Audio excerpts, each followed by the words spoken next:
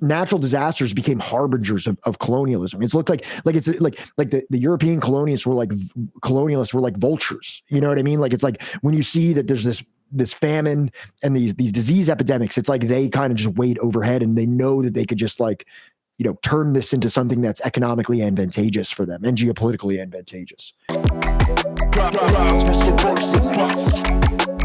They'll call you an extremist or subversive or red radical. Red radical and fight them. All right. How's everybody feeling today? I'm doing wonderful. I'm doing great. We got some rain here in Texas, so yeah, it's always a nice day when we get a little bit of rain. Very good. Very good. At least where I'm at. I've pretty much just been grinding all day putting together this outline, so hopefully this whole thing doesn't go horrifically. Hopefully this train doesn't go off the tracks. Hopefully I'm not going off the rails on a Swayze train. But yeah, what's up, everybody? Welcome to another installment, another episode of the Subversive History Book Club podcast, where we go through chapter by chapter, part by part, books of history. As I hope you already know, considering this is part 3, we are currently covering Late Victorian Holocausts by the great Mike Davis. If you haven't already, for whatever reason, you should probably check out our first episode and follow this in a subsequent chronological order into this point. But if not, welcome, I suppose. I respect your chaos. I respect your chaotic mindset. Today we're going to be going into chapter 4, which is titled The Government of Hell. If you've already been following us, you would know we covered a biographical introduction to Mike Davis. We went through the preface, which kind of details the common themes of the book. And then we did a couple chapters, one about India, one about China, and one about Brazil thus far. And now we're going to be getting into the next chapter.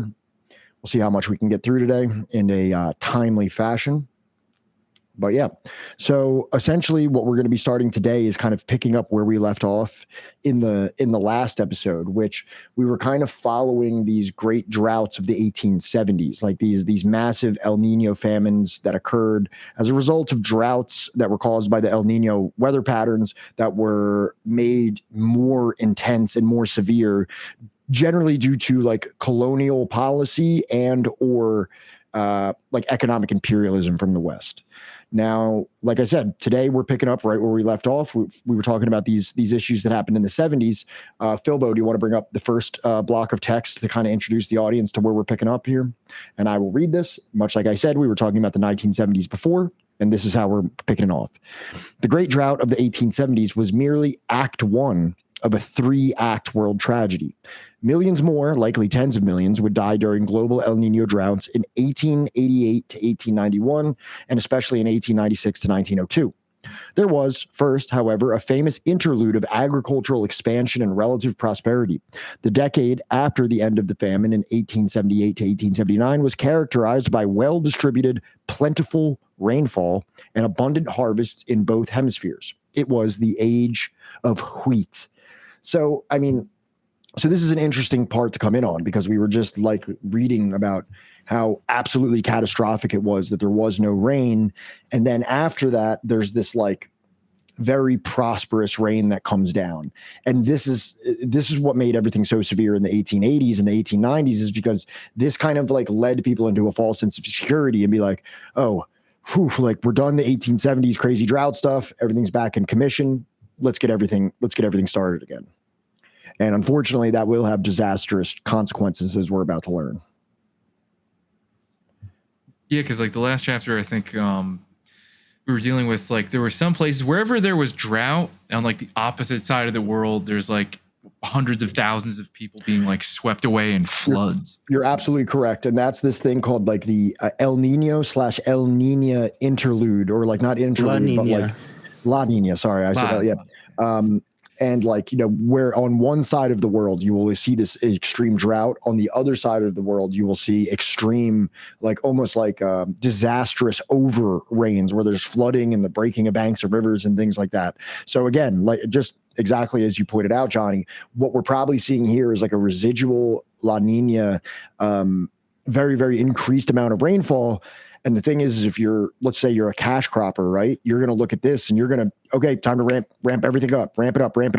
Cause I got to recover every kind of like business opportunity that I lost over the past 10 years. So now we're good again. No need to worry about famine relief or like, you know what I mean? Like investing into the communities. Let's just get those crops pumping again. Yeah, because that's like the worst part of all is that like even though you're pumping out all these crops, it's like, yeah, it's going immediately to a port and out of the country. Meanwhile, the rest of the country is still like, yeah, we're still starving. So absolutely, exactly. So this is a couple other things I want to point out about this specific situation at this time.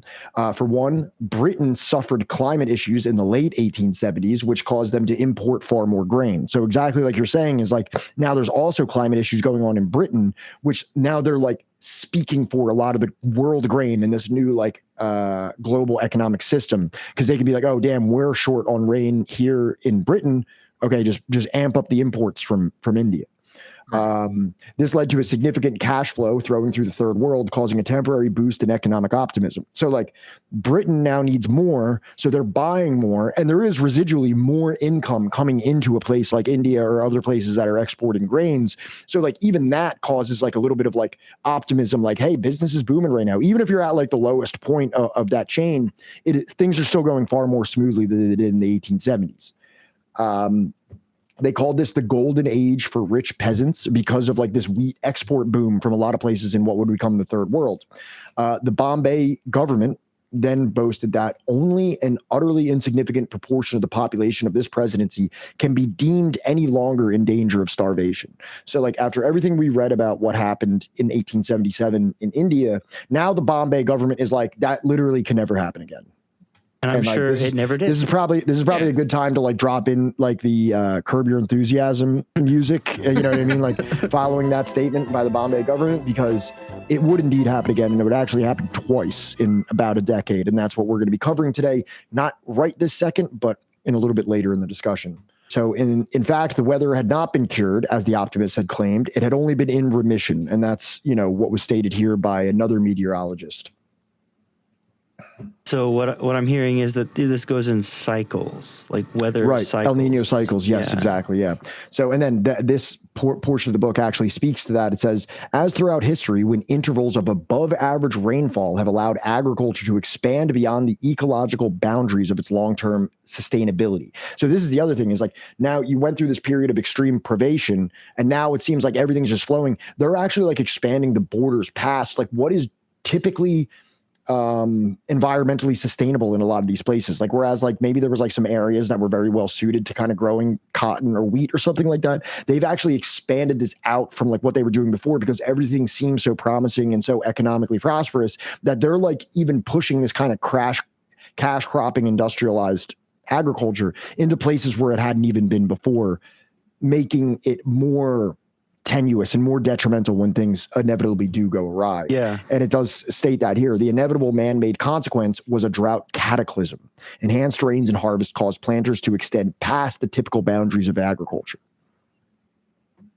Yeah, that's what I was thinking, because we talked a lot about in previous recordings about just like the ecological disturbance of the soil and how that affects these rain patterns, as well as just like the land use change also affecting those broader hydrological cycles. And then it's not even something you would necessarily notice in kind of that short-term profit-seeking cycle that they're kind of thinking about, because they're like, it's good right now. The land is productive and we're making a profit, and then that's 100% on point in terms of like what was in the mind of those that were grain merchants, speculators, exporters, etc.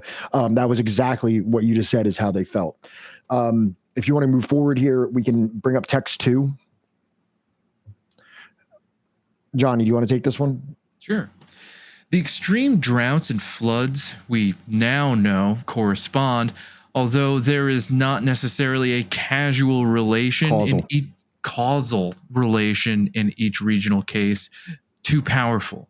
Clustered El Nino 1888 to 89 and 1891 to 92, and La Nina 1886 to 87 and 1889 to 1890 perturbations in the eastern equatorial Pacific. The new globally integrated grain trade, moreover, ensured that climate shocks and corresponding harvest shortfalls were translated into price shocks that crossed the continents with the speed of a telegraph. A futures corner in Chicago or a drought in the Punjab could now starve or enrich people thousands of miles away, as the trend of U.S. grain prices from 1891 onwards indicates. El Nino found a dramatic new teleconnection in the speculative price accelerator operated by the major boards of trade. So this is where we start to see like the kind of real, like almost modern, or at least like the building blocks of like what would become like, you know, modern economics, right? In the way that we think of it with like stock prices and stock trading and all of these other things. Futures trading. Yeah. It's speculative, it's fictitious, exactly. Yeah, which I think he even says the people that kind of coined that were it had something to do with corn, right? I'm not 100% certain. I apologize. I think it was like I forget the name, but futures trading is one of these aspects of the stock market that like really highlights the like casino nature of it all. Like you can maybe make an argument for like purchasing stock prices based on like its current performance or whatever, but like these commodity futures, and it's basically like, well, I think the price based on trends and whatever is going to be this in the future, and I will exactly roll the dice on that, and hopefully I will make a return on my investment. It's not like hundreds of thousands, if not millions of lives hang in the balance of like my speculations about like, you know, this natural resource that people depend on or anything. Yeah. Right. And the reason that I included this was because if you remember earlier in the book and earlier in one of the presentations, there was a pretty like big highlight that we did on this idea that like for the first time in the history of the world, the harvest amounts in India were directly correlated with the price of wheat in London. So it's like, this is kind of like further that I'm like trying to establish, or that Mike Davis is always trying to establish, but it's a tenet of the book that I'm really trying to highlight here, is that like, this is completely new for like the 19th century, that we have this like very economically integrated like concept of harvests and lives and starvation and wages that are literally corresponding on other sides of the world.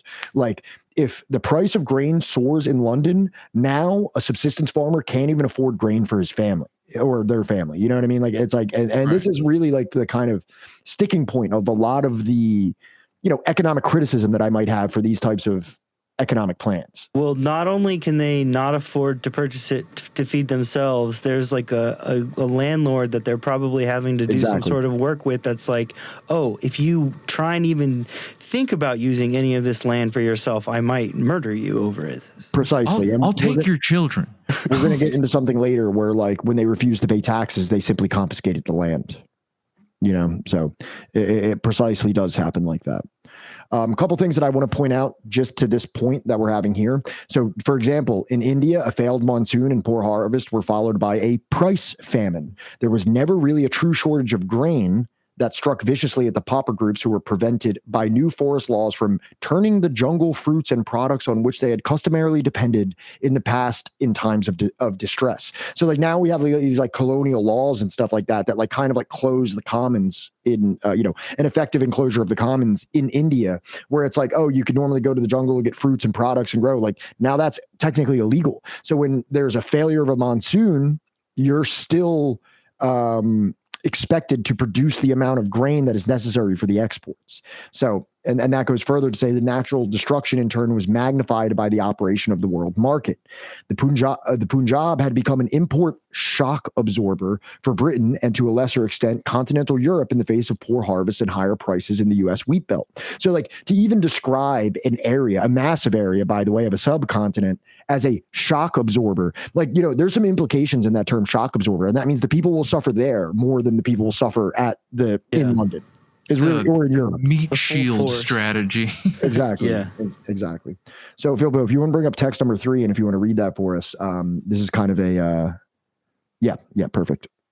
The coincidence of drought in the North America and South Asia was particularly dangerous for poor Punjabis. Thus, in spring 1891, as Navteg Singh explains, this enormous European demand for wheat at a higher price included the exporters not only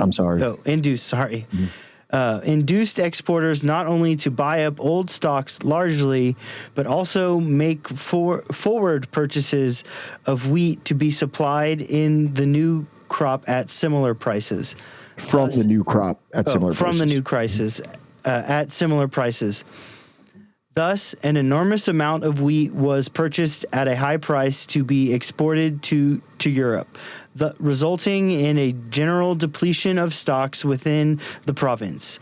One European company, namely Messrs. Raleigh Brothers & Co., purchased even the standing crops for the purposes of export to Europe. The local trader or bania, as usual, raised the prices of grains, thereby causing distress in almost all the districts of the Punjab. So this is just like a further description and evidence of that same concept, like that speculative concept that's almost like a stock market. Is like they're noticing that there's issues with grain in Europe and that they had a higher demand. So thus, not only are they purchasing or raising the price of exports, they're buying the future crops. They're like already spoken for. The crops you're growing have already been spoken for by Western companies, by European companies. So it's like the standing crops and the forward crops, as they're referring to them as. Like, so now when there's this immense European demand for wheat, okay, well now that means that the wheat gets more valuable here in India. So thus we're going to spend way more money and export way more of it because we can stand to make more in that transaction. And then if there is something that does inevitably go wrong, it's going to be much more difficult for the people that are exporting it than those that are buying it. Yeah. And it is also important to note that villages who attempted to hold grain were allegedly beaten by Raleigh and Co. representatives. So that company that was referred to there is that apparently the representations of that were the ones that were also like, if you say you did grow some wheat and you're like, hey, I think I'm going to hold on to this for safety purposes, allegedly you would be beaten by the representatives of that company. Then there's also Congress Party's General Secretary, who is Alan Octavian Hume, who we will actually learn way more about later in the discussion, warned that British neglect was pauperizing the people and preparing the way for one of the most terrible cataclysms in the history of the world. And unfortunately, his prophecy would go vindicated in short time. Interesting, there's a little bit that's mentioned here about China. Like, in 1877, we were talking about this massive drought in northern China that killed millions of people. Well, following this, the Yellow River had literally breached its new hastily constructed dikes, as now there's like an inordinate amount of rainfall that's coming in that's actually causing so much that like 7 million people drowned or died of famine because of flooding. That's a lot of people. Yeah. Well, in China, we're usually dealing with like massive provinces and things like that have a lot of people, like far more than like it is a lot of people regardless. But I'm just saying we're also dealing with like very large, like almost country-sized provinces. Yeah. Yeah. Well, I mean, like that goes back to like what we were talking, or at least like what I think I brought up last time was like the 7 million people, right? 6 or 7 million people, right? Where these entire villages being gone. Like there's like a sort of uniqueness, right, in culture and practice to like a lot of these communities, right?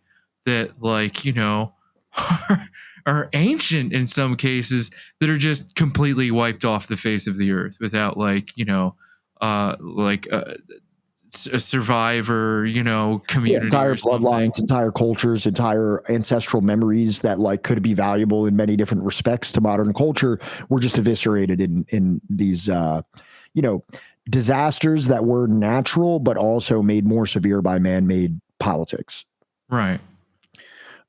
So Mike Davis goes on. There's like a brief mentioning at the beginning of this chapter of issues in Korea, issues in Russia, issues in South Africa, issues in Brazil. We've actually mentioned the issues in Korea, in South Africa, in Brazil. So he goes through them very briefly. So we're not going to go into them too much. The one thing I do want to add here is that in Russia, they talk about the czarist reaction to the famine.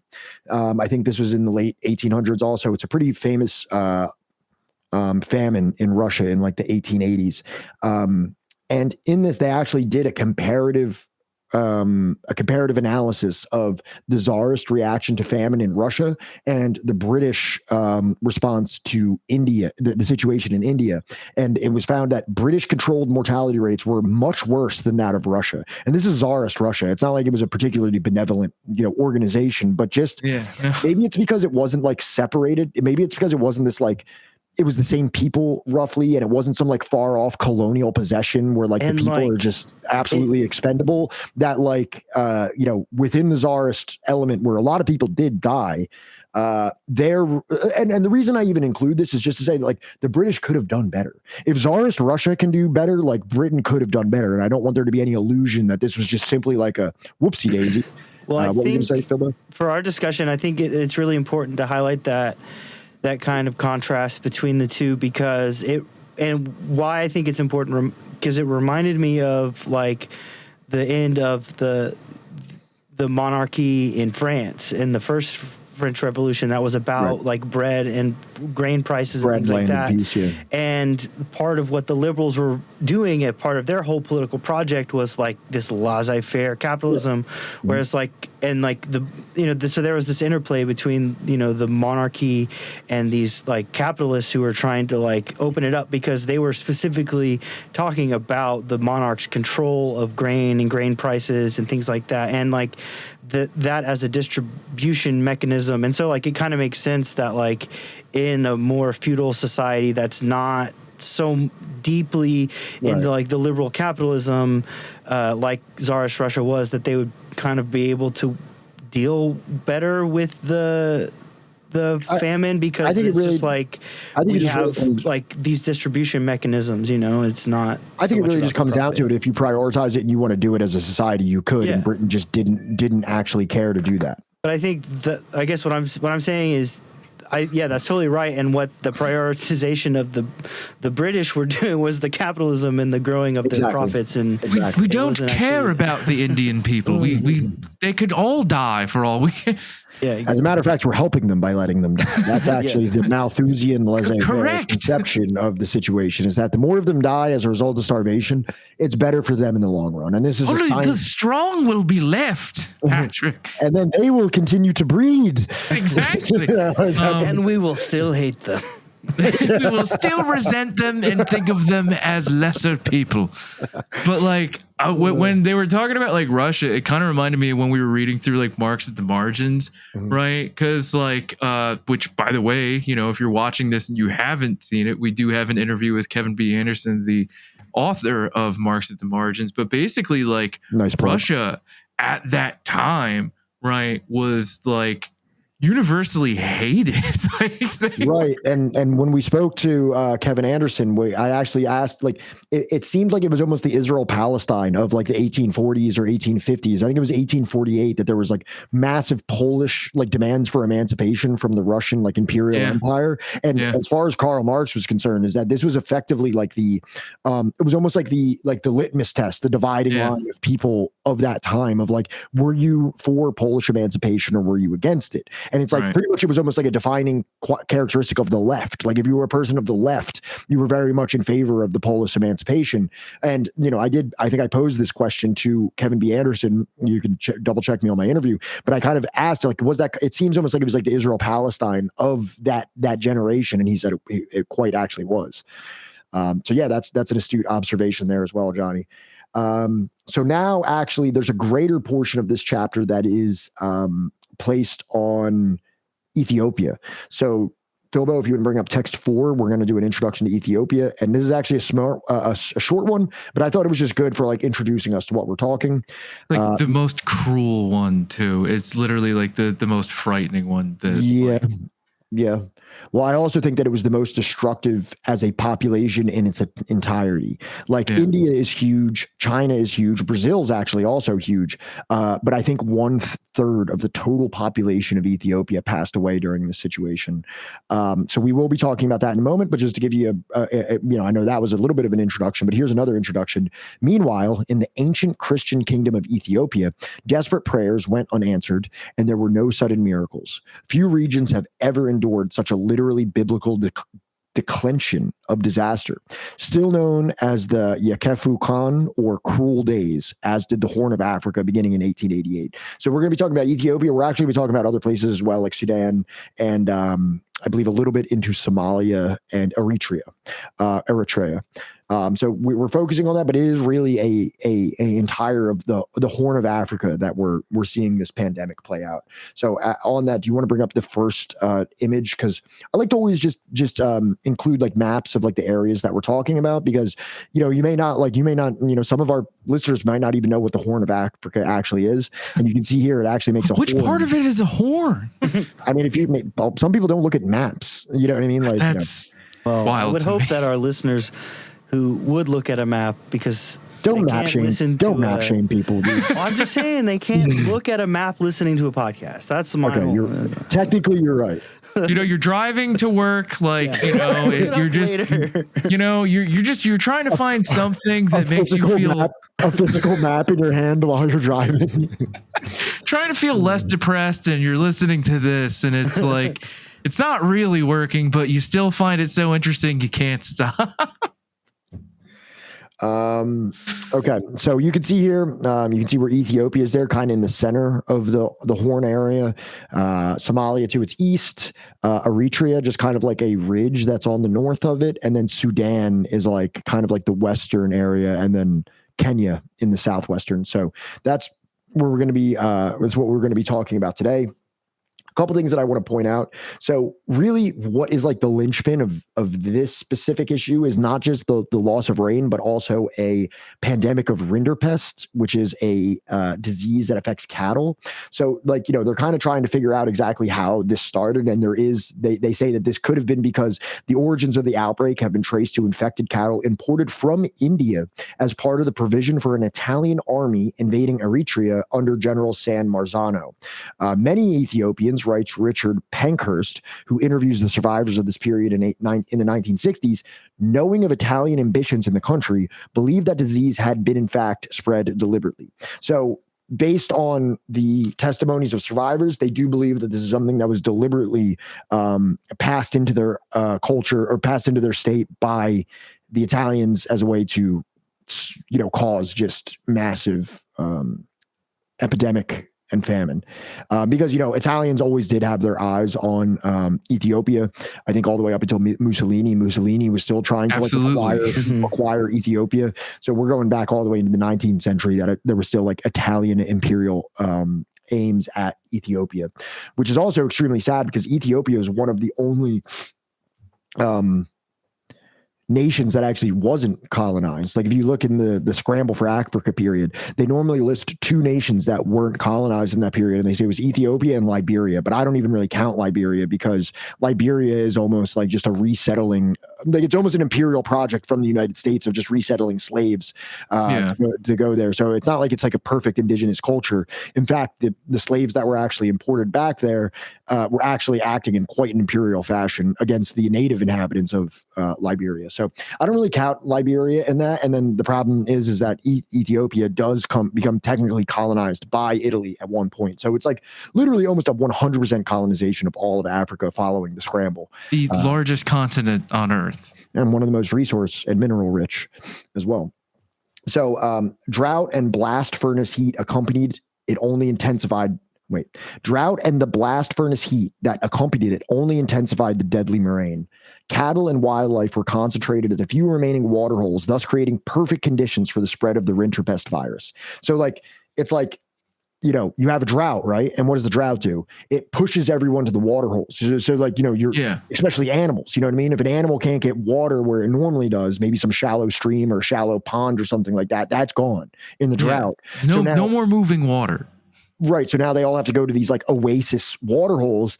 And now if there's a rinderpest pandemic going on, you've effectively localized all the wildlife into like very few zones where they're going to be in close contact to one another. So if you want, Philbo, bring up the second one. This is an image of, now actually, if I remember this correctly, this is actually a rinderpest epidemic in South Africa, and of the same time period. So I only included this just as a little bit of a visual illustration of like kind of what you were probably looking at. Unfortunately, I don't want to I don't want to misrepresent this. I don't think this actual picture is from Ethiopia. Yeah, geoguessers don't come after us. Yeah, dude. So now, also at this time, Ethiopia is at war with the Sudanese Modists. I'm just learning about this now. In Sudan at that time, there was a group of people called the Modists who actually, I believe, wanted to wage a jihad on Egypt. Is how it's written here. They were following the Mahdi. So okay, they were not dressed up as like in English suits, as mods, right, against the scheme. What mods from like SLC Punk mods? for any of my, they're on the scooters and like coming into Egypt to like overthrow it. For any of the punks out there listening, like, I know that's where your brain went. All right. My earliest depiction of a mod was in SLC Punk, and also it's like that was like a dead subculture by the time I even became of age. So literally, I wouldn't even know what the fuck a mod was if it wasn't for SLC Punk. I've never seen one in my life, but SLC Punk would have you believe that they were very relevant subculture. No. So. Now, just Ethiopia at this time was simultaneously at war with the Sudanese Modists, Tigray secessionists, and a little later Italian invaders. So Ethiopia had almost no wherewithal to import food. So not only is there this massive cattle and disease, not only is there a drought, but they're pretty much surrounded. Like if you think about this, I think Tigray secessionists, the Tigray were like of actually Ethiopia. What is it? Tigrayan. This just says Tigray. It's spelled Tigre in the book. I don't know. Yeah. Those secessionists, I believe, were trying to secede from Ethiopia. Italy is coming from the southern portion of Ethiopia, and then from the entire west side, you had the Sudanese Mahdists, all kind of like almost like completely surrounding the people of Ethiopia. So this made import almost impossible when they needed it the most. Yeah. So now, if you want to bring up what would it be? The third image. It's a table for, there you go. Perfect. So sorry, this is a little blurry. These ones that I clip out of the book are a little bit hard to make big, but this is prices to the extent that they retained any meaning whatsoever, increased 100-fold or more. Table 4.1, which we're looking at now, constructed from contemporary reports of the Russian explorer Mashkov and analyzed by Pankhurst, shows famine-driven inflation at its most extreme. So you can see here in 1889, wheat, the price versus quantity is 1 to 200. And then by 1890, in just 1 year, it's 1 to 1.5. So that's like an over 100% reduction in value. That's wild. Or wait, okay, never mind. Wait, I think I'm actually interpreting this backwards. Is that during the famine, which is in 1889, you can see how expensive it is versus after but yeah, almost 100-fold increase in the prices of these things for people that are already poor and destitute as a result of many factors. Wild. And then, much like as we read in other chapters, there's extensive reports of, people being eaten by vultures and hyenas and jackals. It has, reports of cannibalism, reports of people selling themselves to the Muslim slave dealers of the time. A reprehensible thing that has no good excuse or legitimacy. Right. And then it was conservatively estimated by Dr. R. Wirtz, who was a French physician who arrived in 1897 to conduct pioneering studies of the country's public health, that 1/3 of the population of Ethiopia and perhaps the entire Horn region perished by 1892. So just in a few short years, 1/3 of the population of at least Ethiopia, if not the entire Horn of Africa, ceased to exist as a result of this famine. now we move into like the next portion of the chapter, which is famine defeats the Modists, which, we mentioned before. We were kind of talking about them as they related to Ethiopia. Now we're going to talk about their individual plight. So Philbo, if you want to bring up the next text image, this just gives us an idea of kind of like where we're talking about. Look, so if you look at the dotted line, that is the extreme limits of Modist controlled territory in 1891. So that gives us an idea of kind of where they are situated, with Ethiopia to their east and Egypt on their northern border. I believe that this is kind of placed on the current borders of Sudan, which I don't think maybe necessarily corresponded exactly to what the Modist was. As you can see, they kind of like breach in and out of Sudan into Ethiopia as well. And you can see, okay, I'm sorry, that's the present date international boundary of Sudan. So that's like the big like part, or that's like the line around the white, and then the dotted line is the Modist territory. So the drought and low Nile of 1888 was equally devastating to the central and northern Sudan, where famine unhinged the great design of the Modists for a jihad against Egypt. In April 1887, the Mahdi's successor, the Caliph Abdullahi, had sent messengers to Wadi Halfa in Upper Egypt bearing letters summoning the Khedive Muhammad Tawfiq, Queen Victoria, and Sultan Abdel al-Hamid to submit to the Mahdiya. While this drought and rinderpest epidemic is happening, the Modists believe that they should be waging a jihad against Egypt. Let me see here. So they ran into like quite a bit of issues because the monarch Khalifa, which I just learned today, referring to some of these caliphs like a monarch, reassured his followers that the Egyptians would welcome them as liberators, and sent along a final set of warnings to Queen Victoria and the British agent in Cairo. Accompanying these were a number of documents proving the recent Modist victory over King John or Johannes of Ethiopia. So the Modists were saying that the Egyptians would welcome them as liberators, that the Egyptian people would be like welcome the campaign of jihad.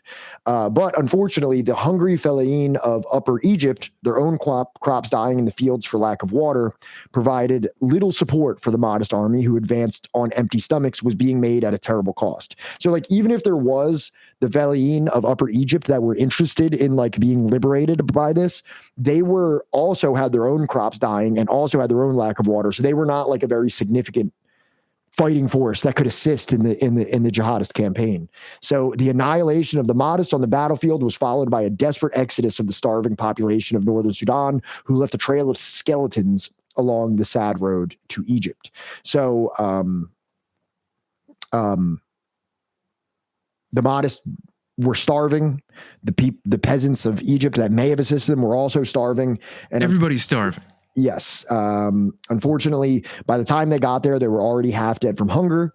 And when it finally collided, the well-fed Egyptian levies of the British general effectively annihilated them, because Britain was already the canal, the Suez Canal was there. So the ones that were loyal to the British obviously had the most significant rations of anyone in the area, of anyone probably in the whole northeastern part of Africa, between the Horn and Egypt. People were starving everywhere. Yeah. But the ones that were actually imperial troops of Britain were quite well fed, ready for war, and annihilated the Sudanese that were coming to wage the jihad. And that was an absolutely disastrous right. And when we say starving, we mean like graphically starving. Like there are dead horses that are just rotting in the road, and there are children scrambling. I unfortunately I just didn't want to even include that part. It made me really upset, kind of talking about, and I've included a lot of the more graphic things that we talk about. And the one thing that I left out was the one observer that saw the women and the children kind of almost ferally feeding upon a deceased donkey. And they were he mentions they were naked. You know what I mean? It's one of the most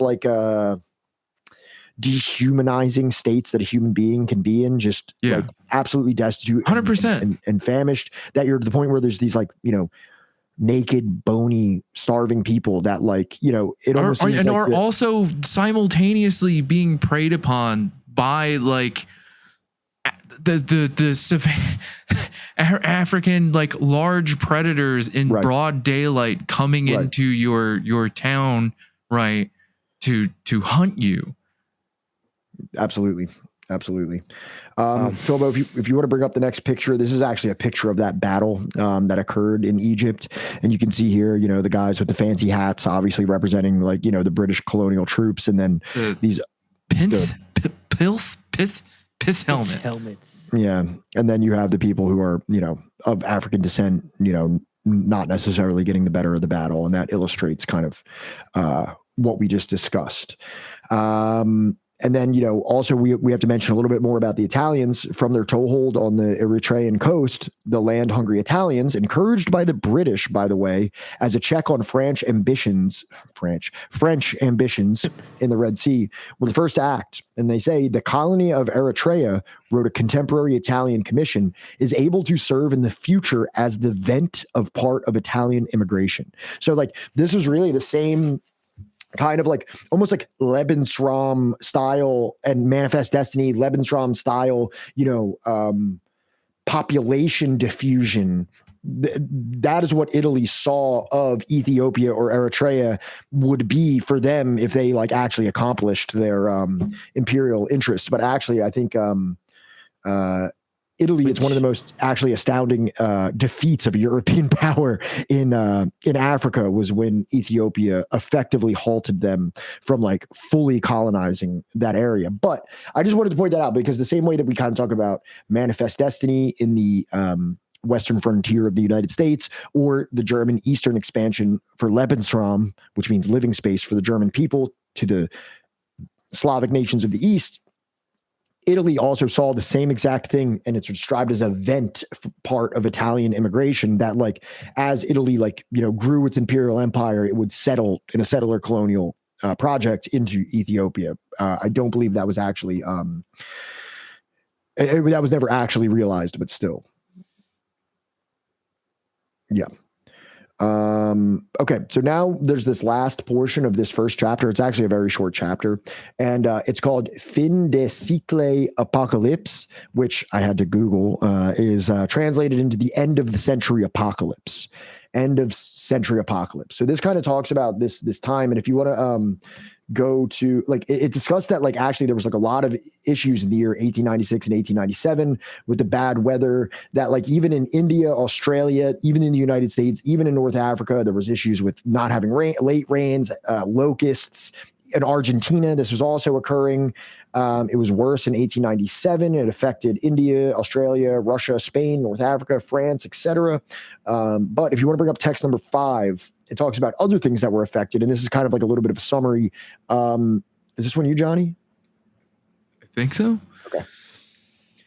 Not surprisingly, as Charles Ambler writes about, Kenya in 1897, quote, people saw a connection between the disaster of drought, famine, and disease on the one hand, and the advance of European economic and political power on the other. There was a pervasive belief that natural disaster was the most immediate and punishing element of a larger social and cosmological crisis, a terrible symbol of the advent of colonialism. It was an age of anxiety, John Lonsdale adds, of sudden witchcraft panics, a time when the politics of survival seemed to demand desperate tyrannies.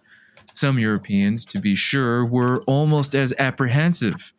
If Kipling's verse exalted colonizing optimism and scientific racism, Conrad's troubling stories warned that Europe itself was being barbarized by its complicity in secret tropical holocausts.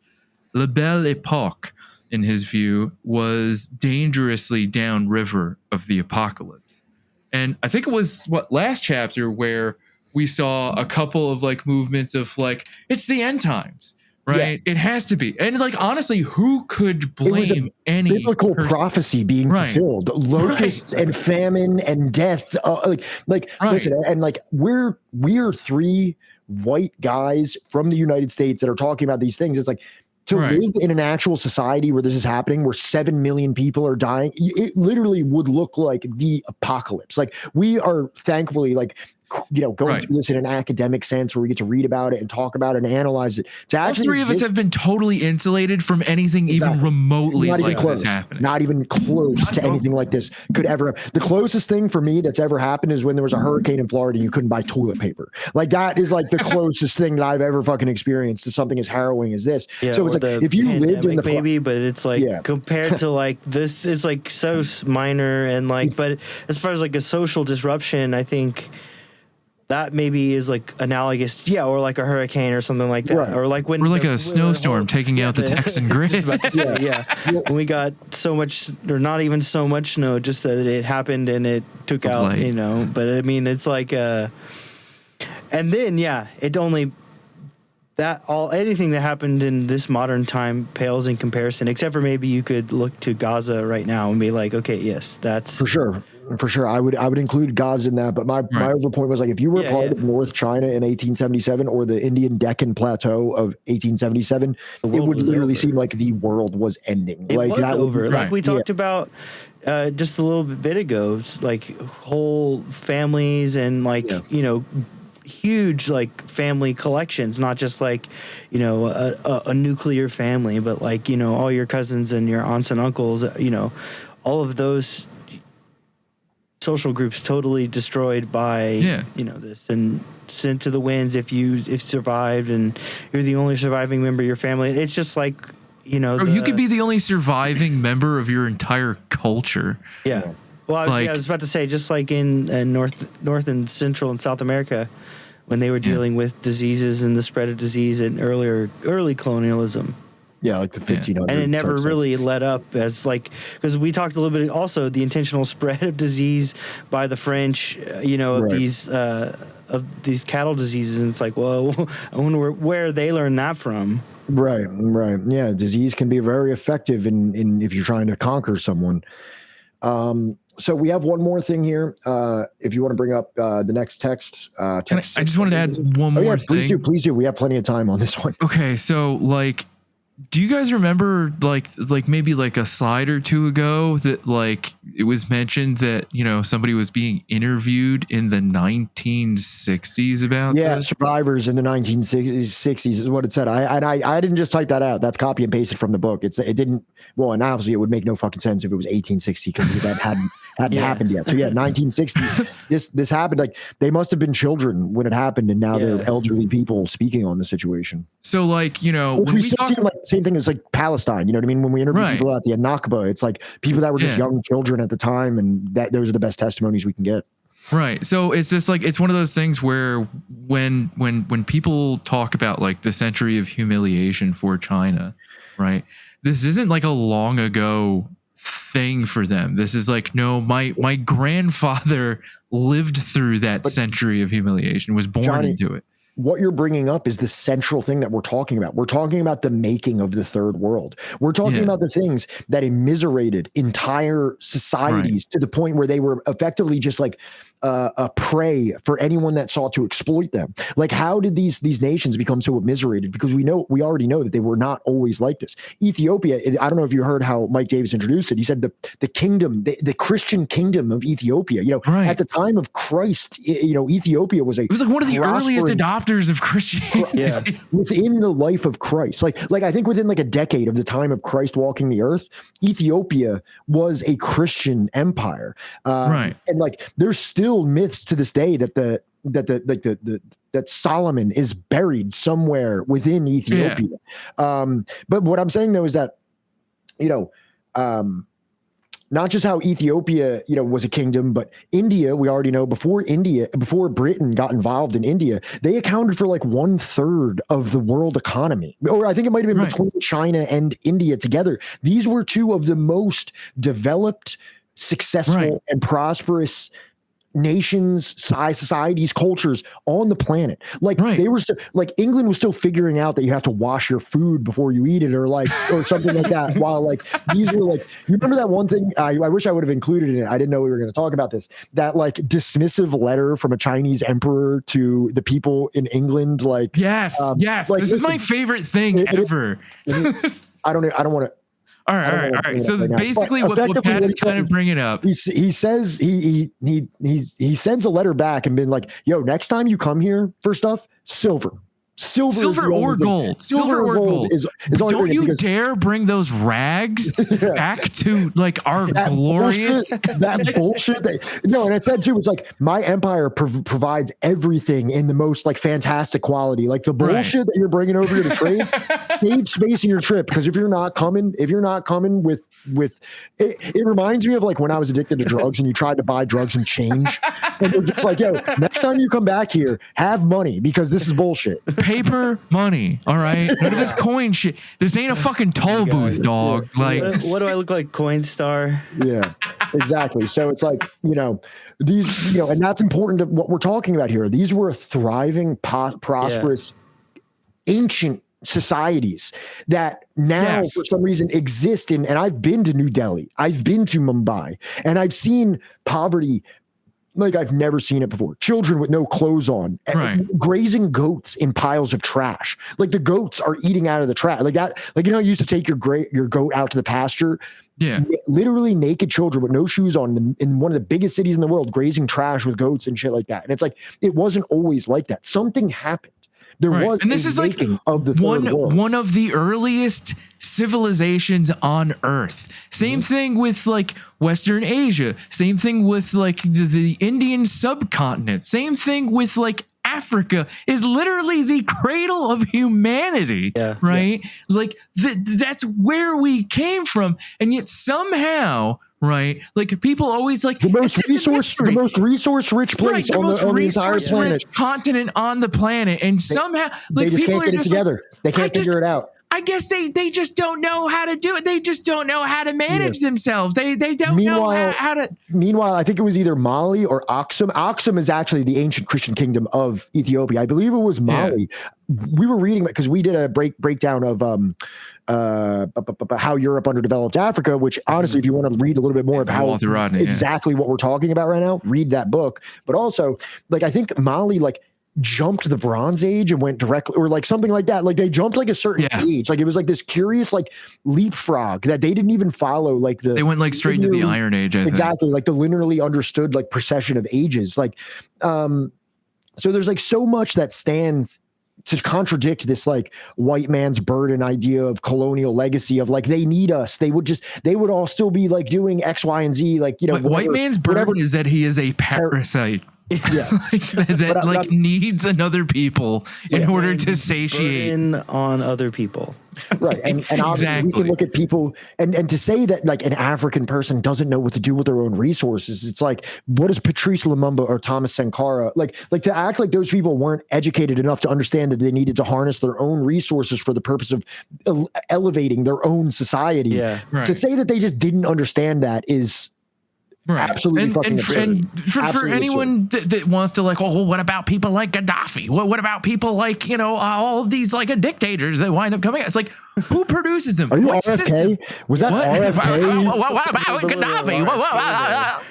Is that an RFK impression criticizing Gaddafi? Actually, I think I just figured out how to do RFK. So like, wait. Well, I hope you follow us on keep that. Follow us on Subversive History / for more RFK criticizing Gaddafi content.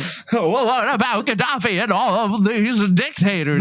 Like, think about like the system that needed to happen, right? Like of colonization and of imperialism that needed to create the environment to produce someone, right? Like Gaddafi or any of these other dictators that you don't have to imagine anything. You don't have to imagine anything because when Patrice Lumumba was a little too nationalistic and a little too collectivist and a little too aware of how valuable his resources were in the Congo, after he was not only deposed, not only murdered, but also like I believe cut into pieces and then broken and then thrown out. Yeah, thrown into some fucking fucked up Breaking Bad episode. Who was conveniently put in his place? Mobutu, literally one of like the worst dictators in African history.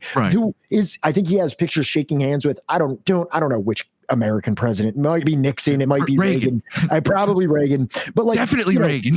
The dictator was the darling of the American empire, as long as they were like enforcing some degree of like neoliberal free trade agreements there. But, however, when they wanted to consolidate their resourced wealth for the good of the African people or the Congolese people that they were presiding over, that's when you need to get chopped up and put into barrels and disintegrated in acid. Right. So this is the last one we have here, right? You brought it up. We haven't read this yet. No, we haven't read this one. Philbo, you want to take this one? Yeah. Not surprisingly, as Charles Ambler writes about Kenya in 1897, people saw a connection between the disaster of drought, famine, and disease on the one hand, and the advance of European economic and political power on the other. There was Holy shit, I think we read this one. I think we did, actually. Yeah, we did. I read that. This was the last one that I read. I'm sorry. Wait, but did we read 5?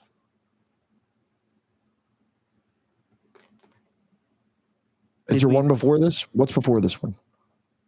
Huh. Maybe I didn't send this one. All right, I'm just going to read this one. Sorry. There was another thing that was supposed to be read before that, but I might not have sent it to you. So other cereals were equally affected, and a third wave of drought and famine comparable in magnitude to the 1876-1879 catastrophe swept over India, North China, Korea, Java, the Philippines, Northeast Brazil, and Southern and Eastern Africa. Hunger also stalked the Upper Nile, where famished peasants ate dirt. Southern Russia, where Tolstoy wrote about the despair of the muziks in the face of drought and oppression. And Australia, which lost half its sheep in the worst drought in its modern history. We know now that an extraordinary clustering of El Nino events in 1896 and 1897, as well as in 1890 and 1900 and 1902, were largely responsible for this global agricultural catastrophe. The wet intermission of 1898, perhaps the 19th century's most powerful La Nina, brought its own horror in the form of devastating floods in the basin of the Yellow River. Perhaps 1/4 of the Earth's population, mostly in what would become known as the Third World, was directly affected by the El Nino-related dearth. So, like, literally like a third of the population, the third of the world, which is like interesting because it's called the Third World. Or no, it says 1/4 of the Earth's population, which became known as the Third World, were affected by this weather pattern. And it's just like interesting. And obviously all of these areas were adept at handling their own catastrophes, but when they kind of lost their sovereignty and lost their autonomy through this period of like capitalistic economic integration and penetration, now is when everything becomes far more precarious. And then the other thing, you already read it, I just want to know, is like these natural disasters became harbingers of colonialism. It's looked like the European colonialists were like vultures. You know what I mean? Like, it's like when you see that there's this famine and these disease epidemics, it's like they kind of just wait overhead and they know that they could just like, turn this into something that's economically advantageous for them and geopolitically advantageous. Disaster capitalism has deep roots. Very much. Yeah. So that is the end of chapter 4. We're going to take a quick break here. We're probably going to break this up into 2 episodes because chapter 5 is very, very long. Please check that out once we upload that, and also subscribe to the channel, like the video, comment on the video, follow us on Twitch. If you really want to support us and help us choose the next books we'll read, check us out on Patreon. All those links should be in the description. But with that all being said, we'll check you guys out soon. Have a good day. Lal salam to all our Habibis, Habibtis, all our neither and in-betweenies. We'll see you next time. So don't run around here trying to make friends with somebody who's depriving you of your rights. They're not your friends. No, they're your enemies. And treat them like that and fight them. And you'll get your freedom. My repertoire is USSR. Be a low style. Be a low style. Got thrown out the car. Rise with subversive plots. They'll call you an extremist or subversive or red radical. Rise with subversive plots. Red radical. And fight them. Capitalism and democracy. Capitalism and democracy are not synonymous. We do this up like ants in a colony. Organize the wealth into a socialist economy. A way of life based off the common needs. And all my comrades is ready, we can spread the seed. And all my comrades is ready, we can spread the seed.